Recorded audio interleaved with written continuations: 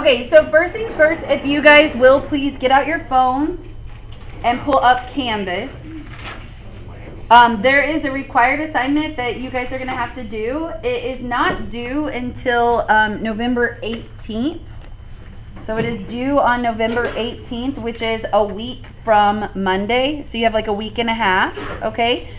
So on Canvas, if you look under the module that's like notes and assignments or something like that, not the notes videos, but the other one, notes and assignments, down below the Unit 5, just look on with Brandon.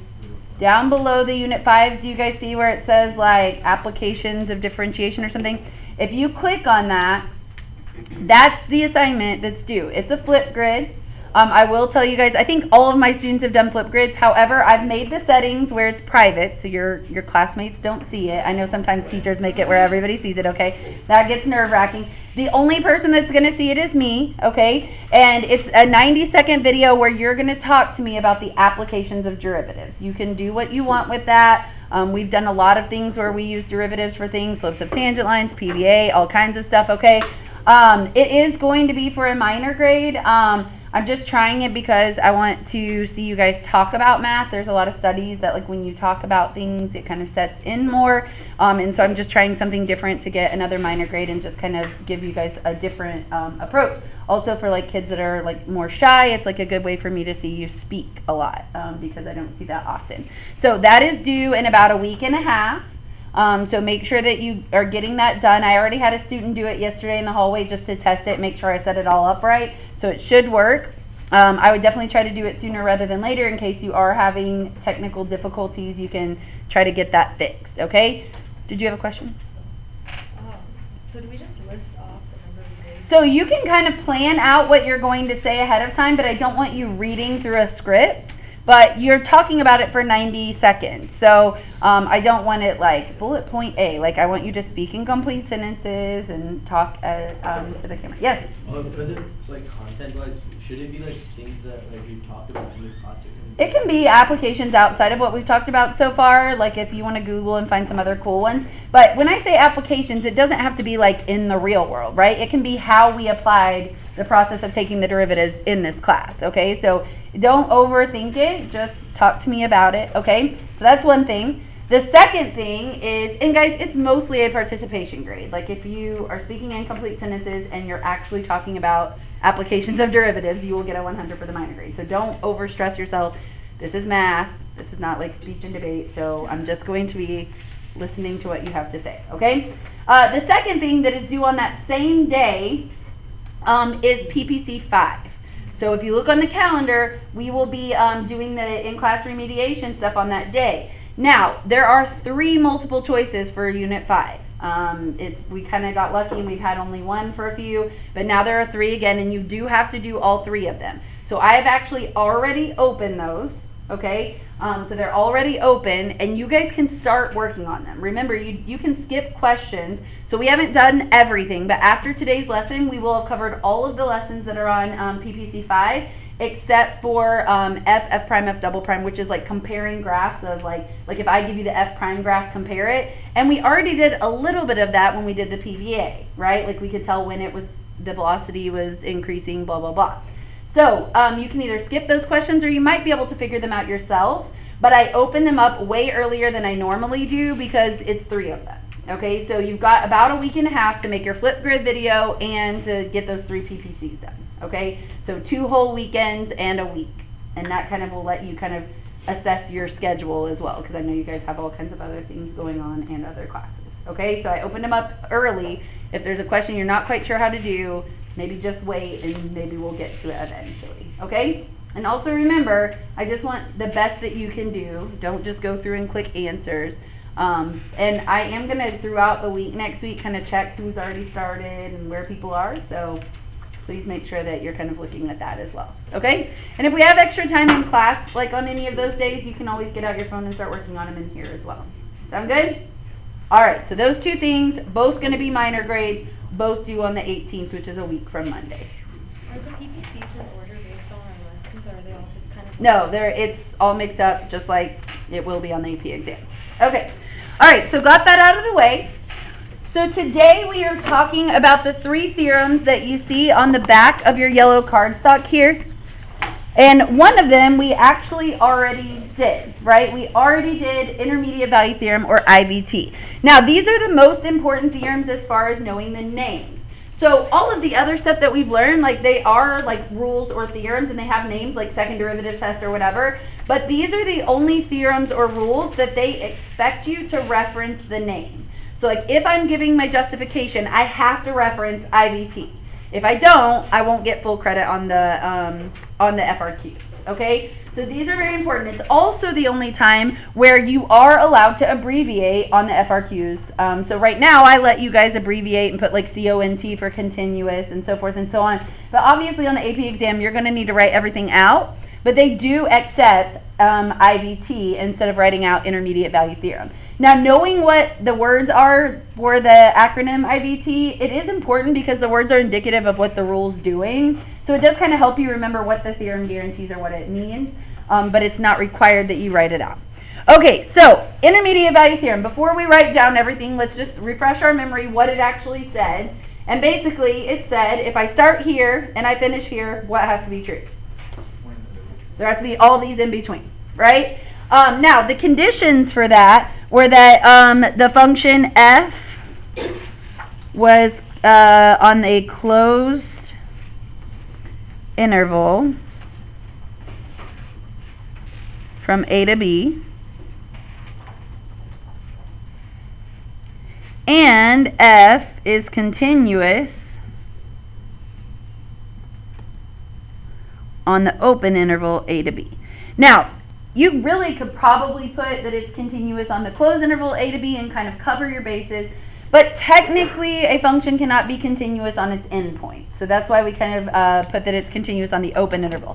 And the reason being is if you think way back to how we prove continuity, we proved that the function exists, which it would on an endpoint, but then we proved that the limit exists, which means the limit from the left is equal to the limit from the right. If it's an endpoint, it's only a one-sided limit, right? The other side we don't know. And so we could not prove continuity on the endpoints. Okay, and our conclusion was that if we had some C where A is less than C is less than B, then the IVT guaranteed that F of A is less than F of C, which is less than F of B, or that F of A was greater than F of C, which was greater than F of B. And so basically, it just guaranteed that it took on all of the y values in between the two endpoints. Now remember I told you that these theorems, they're existence theorems, right? They're existence theorems, which means that I can prove that all the y values exist from F of A to F of B, but I can't disprove that y values outside of that interval are not on the graph, right? We don't know if the graph goes way up here and comes back down. So I can't disprove these y values up here, but I just can't prove that they exist using the IVT. Okay? So in this instance, if I'm guaranteeing a k value, which is f of c, then that k value happens here.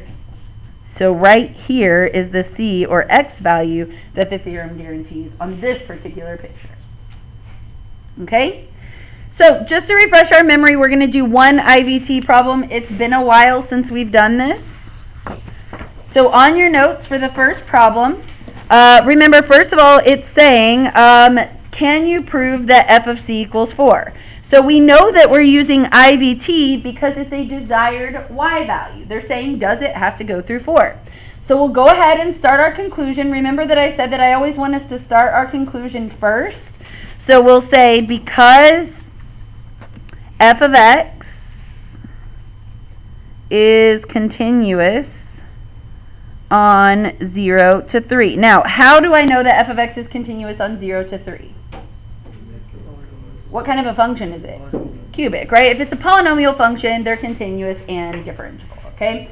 So it's continuous on 0 to 3. Then you would say by IVT, f of c has to equal 4. Now, I already wrote my conclusion, but I actually don't know if it's true yet, because what do I need to determine? If I want to know if it has to go through 4, what do I need to check it against? f of 0 and f of 3, the two endpoints, right? If I want to know if it has to go through 4, I need to know where it starts and where it finishes. So f of 0 is 3. F of 3, that's 27 minus 9 is 18, plus 3 is 21, plus 3 is 24. And then remember the way that we justify this is by using inequalities. So we said 0 is less than c is less than 3, f of 0 is less than f of c, which is less than f of 3, or in essence, 3 is less than 4 is less than 24.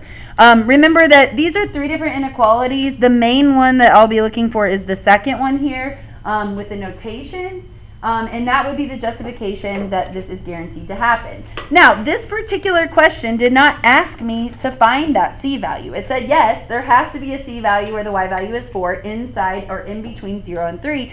It didn't ask me to find it, but we can. So the theorems don't really tell us how to find what's guaranteed. They just tell us something is guaranteed. So in order to find this, how could I find out where this function is equal to 4? Plug 4 in for the y value. X cubed minus x squared plus x plus 3. So that 0 equals x cubed minus x squared plus x minus 1. When I factor, I'm going to factor by grouping. That's x squared times x minus 1 plus 1 times x minus 1. And I usually do put plus 1 there because otherwise sometimes kids forget when they factor out the x minus 1. So then it's x minus 1 times x squared plus 1. Now, x squared plus 1 never equals 0, so there are no c values that could come from there. But x equals 1 is where the y value would be 4, and that does happen to be in our interval, and it should be, right, because IVT guaranteed that it would happen. And so then we could put at c equals 1. So once again, this particular question, that's why I switched colors, this particular question did not actually ask us to do that, but we can do that by setting the function equal to the desired y value. Alright? Alright, so that's IVT. We already learned IVT in a previous lesson, so now we're going to kind of switch gears to the next one, which is called EVT, or extreme value theorem. So what do you guys think when you hear the word extreme? Like the outside edges or the what, Tristan? The extrema, or in this case, endpoints, okay? So it could be the endpoints, but like he was saying, extrema. And specifically, this theorem is referring to absolute extrema, okay? So basically, all the EVT is a theorem that guarantees that if we have f continuous on the closed interval a to b. So it has to be continuous and the endpoints have to be included on the interval. Then there has to be an absolute maximum. That's what the EVT says. So the way that we write that in math language is there has to be a c where f of c is less than or equal to f of x, which would be the what? If f of c is less than or equal to all of the other f of x's, that's the what? That's the absolute what? Minimum. And then it also guarantees some c value where f of c is greater than or equal to all of the other f of x's, which would be the absolute max. Okay? So, basically it's saying that there has to be an absolute max and min. Now, once again, the EVT guarantees that there has to be an absolute extrema, both absolute extrema, and then how do I find absolute extrema? We just did it. How do we find absolute extrema? Candidates test, right? So once again, for the IVT, it proved that the y value existed, but then we had to know how to find that by setting the function equal to the y value. And then on this one, it guarantees an absolute max or min, and then if we want to go find it, we'll use the candidates test like we did already. Okay, so if we look at this, this is just a quick visual explanation as to why it must be a closed continuous interval. Shruti. Why it must be a closed continuous interval. So right here is the absolute max, and right here is the absolute min, and this was a closed continuous interval. However, does everyone see Is this a continuous interval in the second graph? Is it continuous? Yes. Is it closed? No. There is an absolute min here, but does everybody see that there is no absolute maximum here? Right? It would approach 5 and get closer and closer and closer to 5, but it never actually equals 5, and in theory, I can keep getting closer to 5 infinitely without actually touching it. So there is an absolute minimum, but there is no absolute maximum, which is why it must be a closed interval. And then on this one, there's an absolute maximum, but no absolute minimum, and this is because it's discontinuous, right? That is a removable discontinuity or a hole.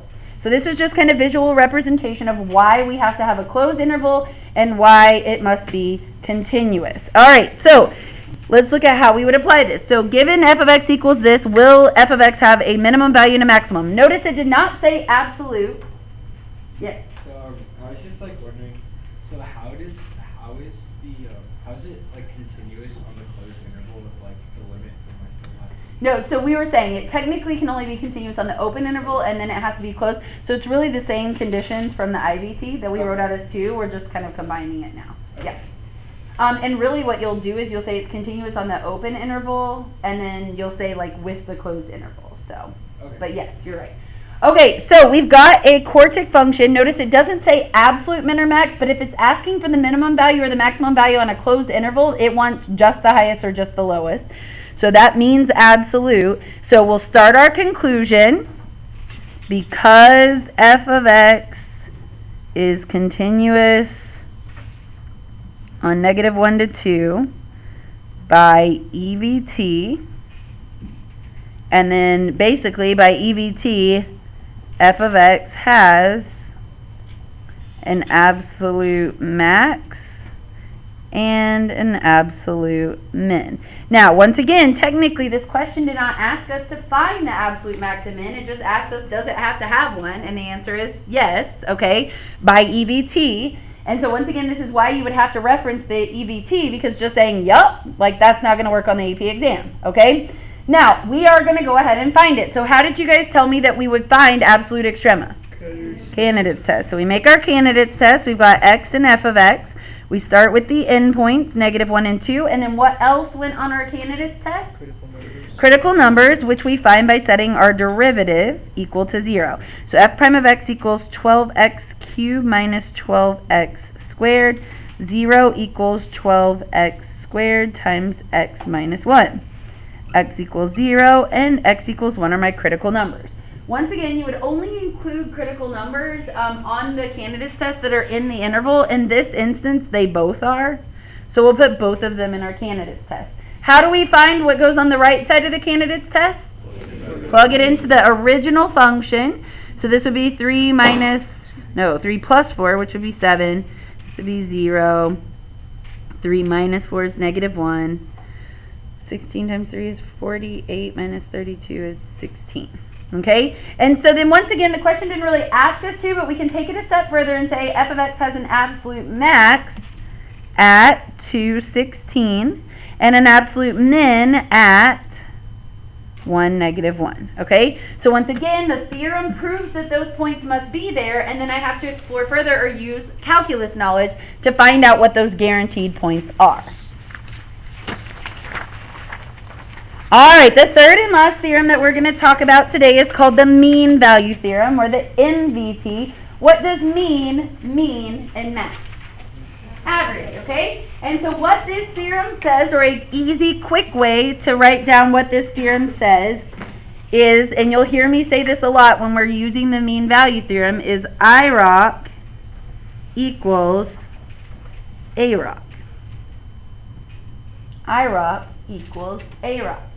So what this theorem says is if I have the average rate of change, which is represented by the secant line right here, then there has to be at least one point inside of the interval where the AROC equals the IROC. Notice they're parallel. Now notice in this particular graph, in this particular graph, put it away and get out your pencil. This particular graph, there are two places where that happens, right? The average rate of change is the slope of the secant line, and you can see there are two instantaneous rate of change. The mean value theorem proves that it happens at least once, but it can happen a bunch of times, okay? So there is one extra condition. So first and foremost, we do have to have f is continuous on a to b. Also, it does have to be a closed interval, so basically you do have to have endpoints. But there is an extra condition that is different than the other two, and that is that f also has to be differentiable on the open interval a to b as well. Alright, so first of all, which one of these things implies the other? Does continuity imply differentiability, or differentiability imply continuity? So, if they tell us that the function is differentiable, I can use all three theorems, because if it's differentiable, it's also continuous, which would apply to IVT and EVT as well, okay? So, where is the only instance where a function is continuous but not differentiable? Sharp turn, okay, or sometimes people call it a cusp, so it's a sharp turn, and so at that location, I could not apply the MVT, but I could apply the IVT and EVT. So, basically all the other ones, like a whole vertical asymptote and a jump, those are also discontinuous, so I couldn't apply the IVT or EVT also. So basically, if there's a sharp turn, you cannot apply the MVT. It has to be a nice, smooth, continuous curve, okay? And the conclusion is that the IROC equals the AROC. So the conclusion is that there's some C on A to B, so there's some C value, where F prime of C, which is the IROC, right? The IROC is the instantaneous rate of change, or the slope of the tangent line, equals F of B minus F of A over B minus A. That's the AROC, or the difference quotient, okay? So basically, we will set, it guarantees that there's a place where this happens, and then once again, if I want to actually try to find that, I'm going to set my derivative equal to my AROC and find out where that happens, okay? Alright, so if we look at that example,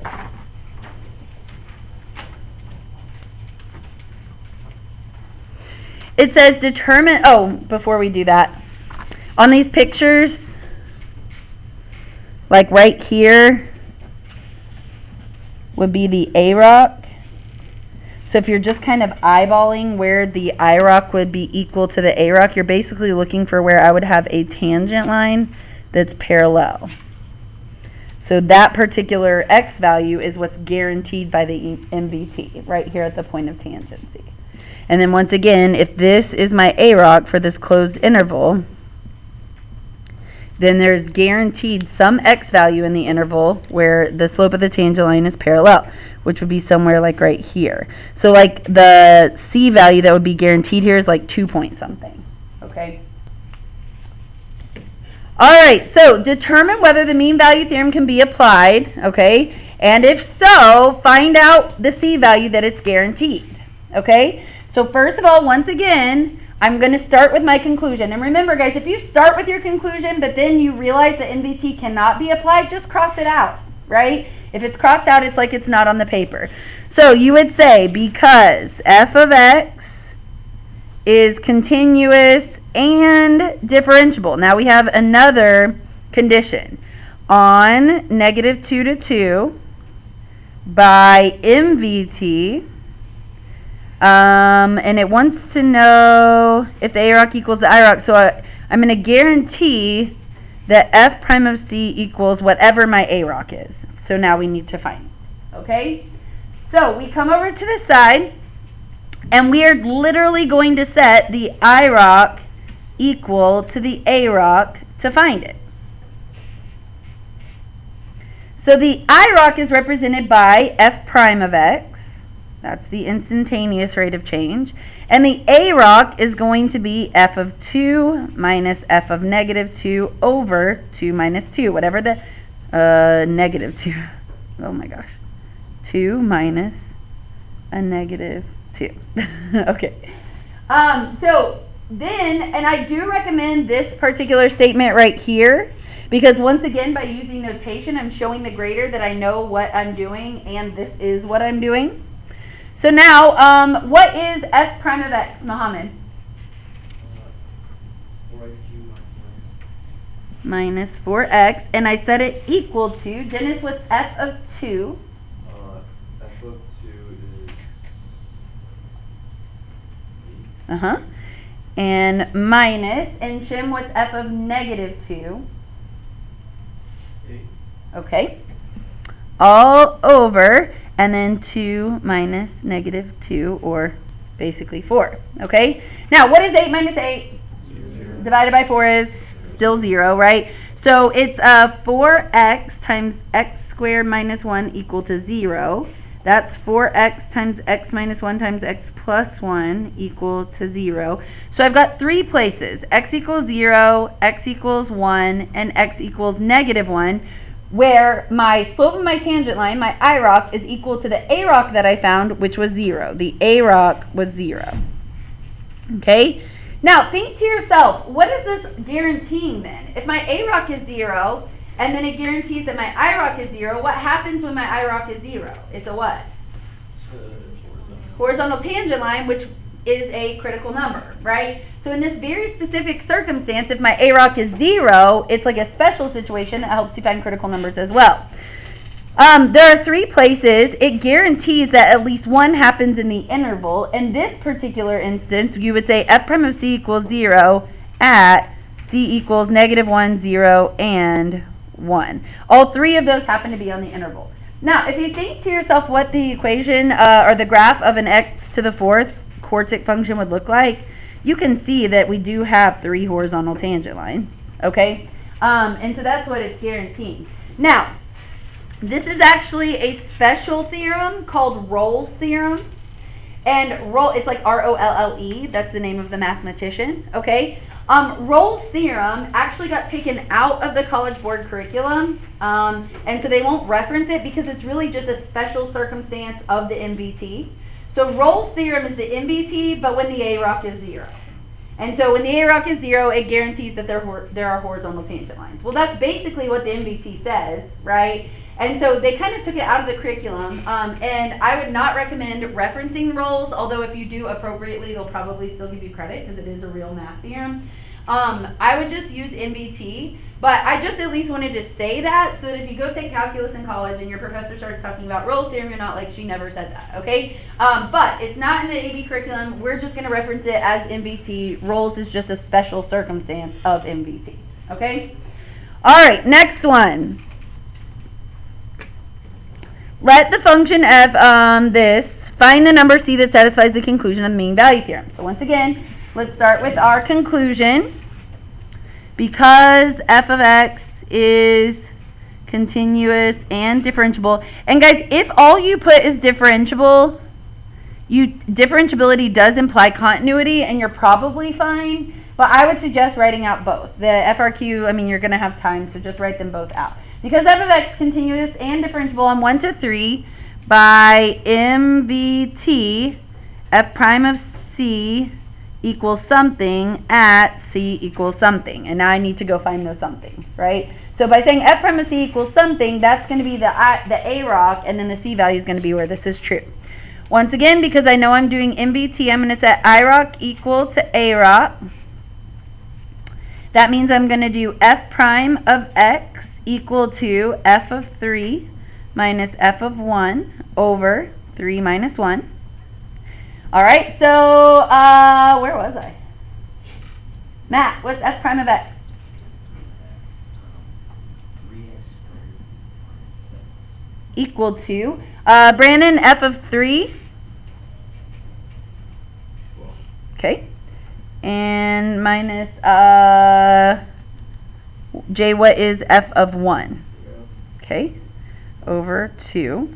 So I've got 3x squared minus 7 equals 6. That's 3x squared equals 13. That's x squared equals 13 thirds. That means x equals plus or minus the square root of 13 thirds. Now, think about what this is saying. What was my AROC? 6. So I'm guaranteeing that f prime of c equals 6 somewhere. Now think about what a cubic function looks like. It looks something like this. Is it reasonable that there would be a tangent line of 6 at two places on this graph?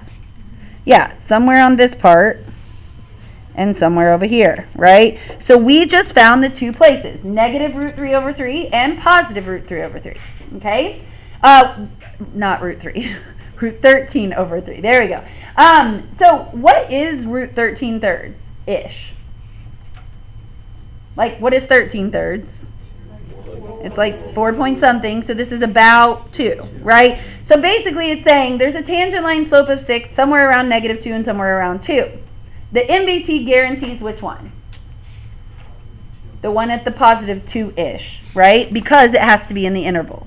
So in your conclusion, you would only say at C equals root 13 thirds. You would not list the negative one. Now we know that the slope of the tangent line is 6 at both of those, but the MVT guaranteed that there was one in between 1 and 3. Yep? So when you put the interval in the conclusion, why don't you do closed brackets? Well, it can't be continuous on the closed interval, so I just put open. Honestly, I don't think they'll be very picky about that as long as you tell them that it's continuous and differentiable and as long as you put the interval. I think they'll be fine. Alright, so the rest of the lesson today are actual AP College Board questions, okay? And I want you to see how they're going to test you on the theorem, because what they're not going to do is be like, tell me what the mean value theorem is, okay? And if you notice on the previous questions I said, you're okay. If you notice on the previous questions I said, it said, using the mean value theorem. They're not going to do that, okay? They're not going to tell you what rule to use. You're going to have to know. So I want you to get used to a couple of steps. So when you start answering a question like this would be like a multiple choice question. There are only 4 choices, by the way, but I just wanted to add some more in there. You will have to determine, first and foremost, what theorem are they trying to get me to use? Because they're not going to tell me, but I need to know what theorem it is first, right? That way I can establish, do I have the right conditions? Because I will say they will try to trick you a little bit. What was the extra condition that had to be true for MVT? Differentiable. There have been questions in the past on the exam where they didn't tell you that the function was differentiable, and it wasn't like a polynomial where we just know it is. And then they tried to put an answer that would have been true if the MVT applied, but the MVT didn't apply. So you have to recognize that that choice couldn't be one of the answers because I can't use the MVT. Does that make sense? So it's really important that you figure out what theorem you're trying to use, and then you can figure out if it's true or not. Also, I have something that's kind of not correct on the notes, because you really can't determine if it's true or false because it's an existence theorem, right? So I can only determine if it's true or if we need more information and we just don't know. Okay, and so we'll put CBD for cannot be determined. Do not use abbreviations like that because it's not like a universal thing. And so, yes, we can all laugh that it's CBD. Haha, okay. Alright, so don't use that on the exam. Every class period I've had people that look at each other and start laughing about that. Okay, so whatever you use to write it down, don't use abbreviations for things like that, okay? The only abbreviations you should really be using would be MVT, EVT, IVT, okay? Alright, so, there exists a C where -4, 2, 2, first of all, if you look at the, let's look at the original information. When they tell us it's continuous, what theorems can I use? No. IVT and EVT. You can't use MVT unless you know it's differentiable, and continuity does not imply differentiability. Now, then it does say it's differentiable. Which one can we use now? All of them, or just MVT. In fact, if you see differentiable, you know you can use all of them, okay? And then it gives us some y values. It tells us the y value at -4 on the function and the y value at 6. Okay, so if we look at this first one here, Arian, it says that on that interval there has to be an f of c that's 3.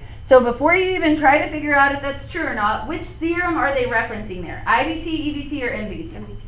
I asked Arian, and MVT is not right, so you've got 2 other choices. It is. It's IVT, okay? So why is it IVT? It's a desired y value, right? MVT gives us a desired IROC, f prime value, right?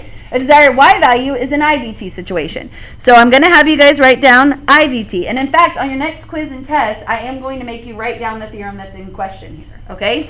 Now, the IVT says if I start one place and I finish one place, I have to go through everything in between. So, Josh, according to the interval -4 to 2, do I have to go through 3? So I start at -6, I end up at 6, but I don't have to go through 3. Okay, So remember, the justification for that would be the inequality statement. So you would say something like f of negative 4 is less than f of c, which is less than f of 2. So this is true. F of c does have to be 3. Alright? Next one. Socket. What theorem is in question here if they say f of c equals 0? Also IVT. So they're trying to get you to find an x-intercept or a root. Samra, is this true according to the IVT? Yeah. Yeah, if it goes negative to positive, it has to go through 0 somewhere in between. Alright, next one. Luke, f prime of c equals 0. So what theorem is that referencing? MVT. Good, that's an IROC. It's saying that there has to be an IROC of 0. Now, Nick, if there had to be an IROC of 0, that means that what was 0? For the MVT.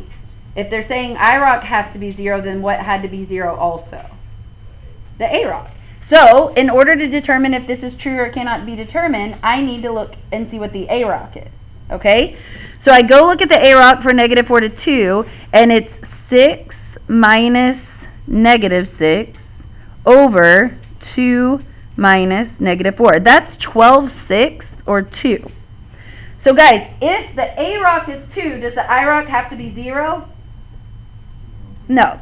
So this is a situation where it cannot be determined. Now, in this instance, it doesn't mean that the IROC doesn't equal 0 somewhere, right? I could have a horizontal tangent line there, but I can't use MVT to prove it. I can only use MVT in this instance to prove that there has to be an IROC of 2 somewhere. Okay? Alright, so next one, Nathan, what theorem? Also MVT. And according to what we just did, Nathan, does the IROC have to be 2 somewhere? Yes, because the AROC was. So that one's true. Okay? Should be M. There exists a C where f of c is greater than or equal to f of x. What's that saying? That C is the what? If f of c is greater than or equal to all of the other f of x's, then C would be the what?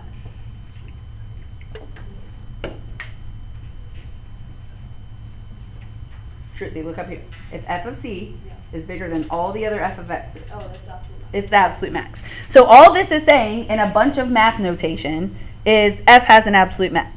What theorem would that be? EVT. And the thing about EVT, guys, is as long as the conditions are true, EVT is true.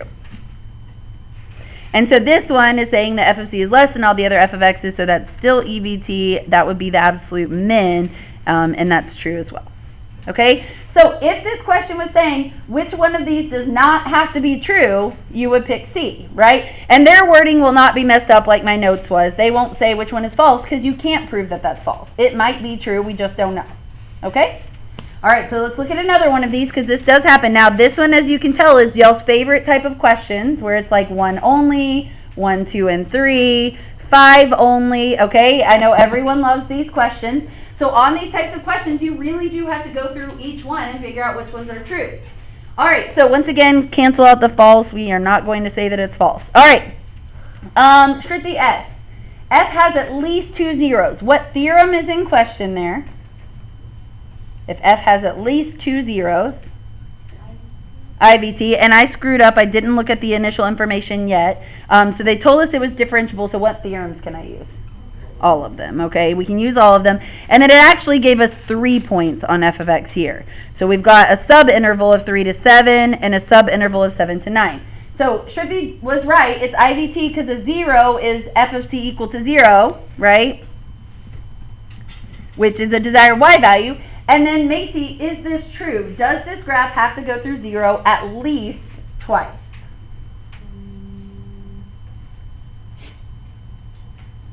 Yes.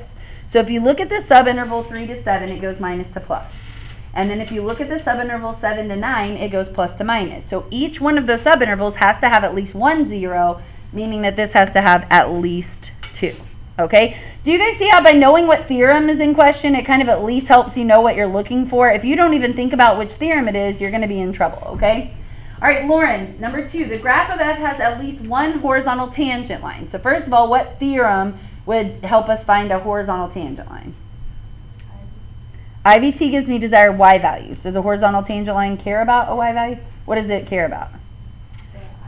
the IROC. So if it's a horizontal tangent line, they're saying f prime of c equals 0, which would be what theorem? MVT, good. So there's an MVT here. Now, in order to have a horizontal tangent line, they're saying the IROC has to be 0, which means what would have to be true for this to be true? The AROC is 0. Is there any interval here that would have an average rate of change of 0? Yes, from 3 to 9, right? From 3 to 9, it's -6 and it stays at -6. The average rate of change from 3 to 9 would be 0. Okay? And so because of that, this is true. And once again, remember, that's kind of that sub-theorem, which is Rolle's, which says if the average rate of change is 0, there is at least one horizontal tangent line. But we'll just use MVT to reference that. Okay? All right, Elena, number 3. There has to be an f of c that's 4. What theorem? IVT. And notice it's specifically talking about the sub-interval 3 to 7. Does 3 to 7 have to have a y value of 4? Yes. From -6 to 6, yes, that's true. All right, the next one, Abby, f prime of c equals 4. What theorem? MVT, because it's an IROC. And if the IROC has to equal 4, what has to equal 4? The AROC. So I need to check the AROC from 3 to 7. So that's 6 minus -6 over 7 minus 3. That's 12/4, which is what, guys? So, Abby, does the IROC have to equal 4? Cannot be determined. All right, the next one, Akil. What about on 7 to 9, f of c equals -8? So what theorem? IVT. And does f of c have to be -8 from 7 to 9? Cannot be determined. So once again, we can't really say false because it could start at 6, go all the way down to -8, and then come back up to -6. But the only thing we can guarantee is that it definitely took on all the y values from 6 to -6, which does not include -8. All right, and then Advaith, f prime of c equals -6. What theorem? MVT. That's the MVT, and that means that if they're saying the IROC from 7 to 9 has to be -6 somewhere, then we have to check the AROC from 7 to 9, which is -6 minus 6 over 9 minus 7. That's -12 over 2, which is in fact -6, so that is true. If the AROC is -6, the IROC has to be. So then if you were picking your answer choice, you would pick the answer choice that had 1, 2, 3, and 6. Yes? So, if a function goes through, like a function has 2 zeros, like does that mean at some point in time, like it's like it has to have a tangent line that would be equal, so that would be like it has to have A horizontal tangent line? Yes. Okay. But not because of the MVT. And it could be a sharp turn, but it already told us it was differentiable. What? I was just considering sharp turns as well. Right, but it told us the function was differentiable, so. Yep. So yes, but you're going to want to reference the IVT there, and so then we really care more about like where, or sorry, the MVT, so you really want to do like the AROC for the interval. Okay. Do you guys understand what he's saying? Like if it goes up and then you know it comes back down, there had to be a horizontal tangent line there at some point if we know that it's differentiable and that there's not a sharp turn. Okay? Alright, next one. So we have seen this before where we are given one function defined in terms of the other two, okay? And then they give us a bunch of tables. So in this instance, guys, notice there is no function in question. And there is, but we don't know it. And so since we don't know it, this would be one of those where we can't just assume that the function is continuous and differentiable like we can if it's a polynomial. They actually have to tell us, right? Because we don't have a clue what f of x is. But notice here it says f and g are both differentiable. And just so you know, if there's a composition of two differentiable functions, the new one is differentiable also, okay? And so we know that h is also differentiable. So what theorems can I use if h is differentiable? All of them, okay? Alright, so explain why there has to be an h of r that's equal to -5. So, Jack, what theorem would be in question here? Alright, so really without even looking at anything, you would know to put IVT in your conclusion because we know if they're looking for a desired y value, we want IVT. So being able to recognize what theorem's in question helps you get points on the explanation or conclusion without even actually doing the work yet. So we'll start our conclusion. We'll say because h of x is differentiable on 1 to 3 by IVT, And we're trying to prove h of r equals -5. Now, I actually am done with my conclusion here because it's not asking me what r value that happens at, and I can't because I don't have the function. But I do need to prove it with my work. So for IVT, what did I do? I checked the what? How do I figure out if IVT applies? How do I find out if -5 has to be a y value in there? Check the endpoints, right? So I need to know h of 1, and I need to know h of 3. So I go over here to the function, and h of 1 would be f of g of 1 minus 6, and h of 3 would be f of g of 3 minus 6. Okay? Alrighty, so, Reggie, what's g of 1? 2. And f of 2? 9. And then minus 6. So, 3. Okay. And, Nithya, what is g of 3?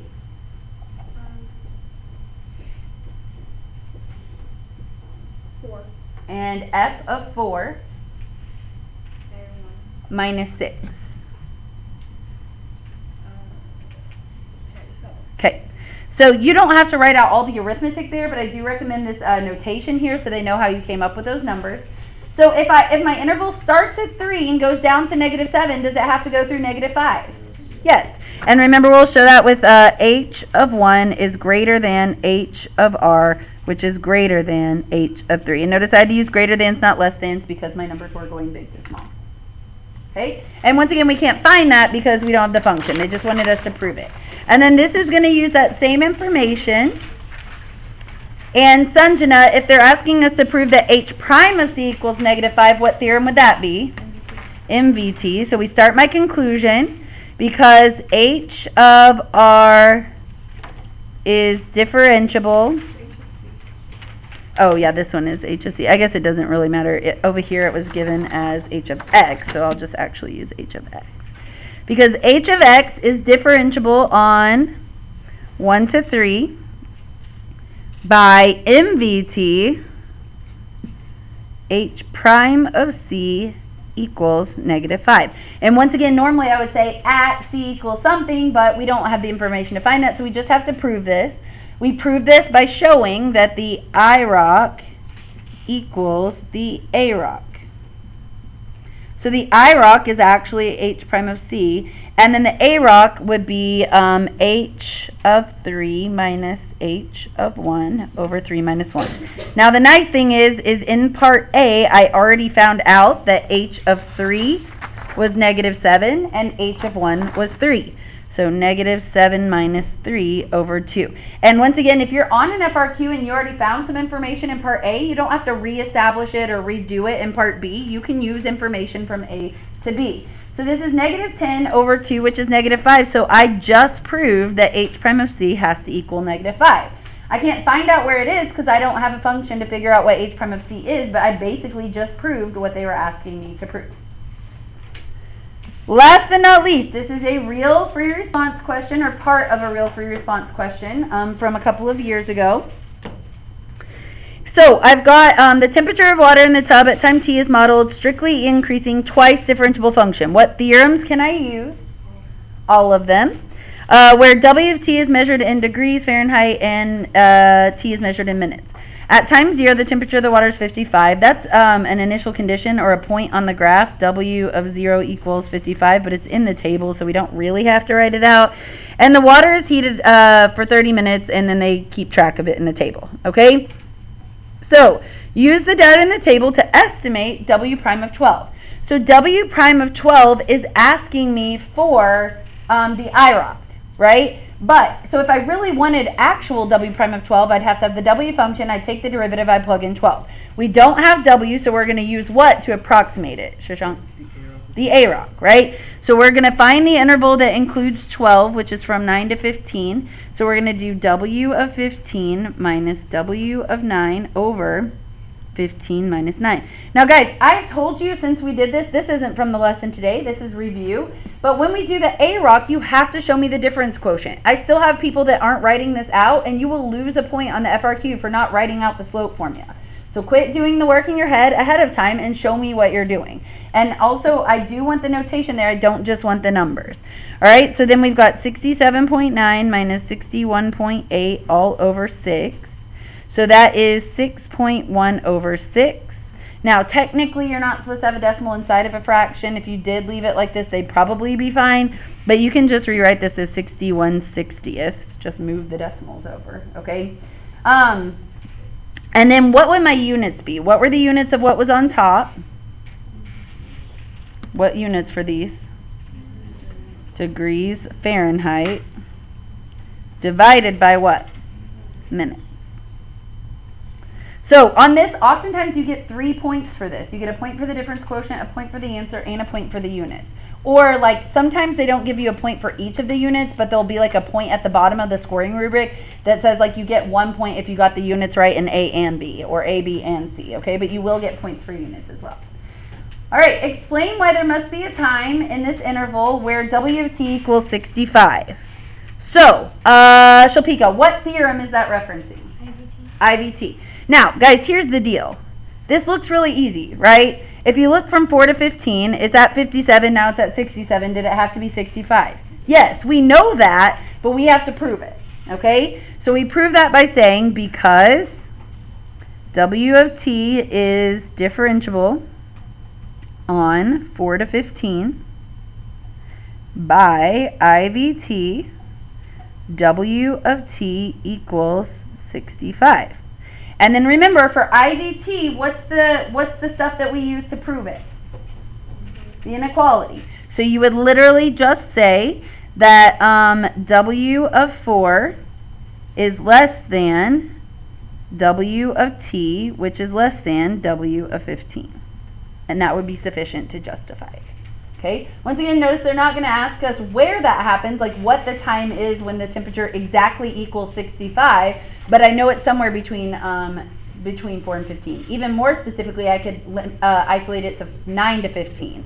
Also, I do want to point out that you don't want to say it's happening between 9 and 15 when they were asking about the interval 4 to 15. Just use the interval that they're using, okay? Also, they told us it was strictly increasing, so that helps too. Alright, and then the last one, it says W prime of T equals this. So guys, what theorem is that? That's MVT. So we start our conclusion because W of T is differentiable on 0 to 4 by MVT. W prime of T equals 0.525.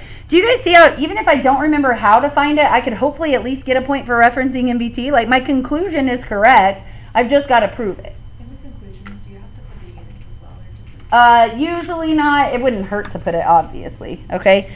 Alright, so what did I do to prove MVT? IROC equals AROC. So I'm going to show that W prime of T, which is the IROC, equals, and the AROC from 0 to 4 would be W of 4 minus W of 0 over 4 minus 0. So W prime of T equals 57.1 minus 55 over 4. So W prime of T equals 2.1 over 4, which is 0.525. 2 divided by 4 is the half, and then 0.1 divided by 4 is the 0.025. Yeah. On A, what theorem is that? That's not a theorem. That's just using AROC to approximate IROC. That's not from today's lesson. I just added that in because that usually goes with this type of question. Alrighty, so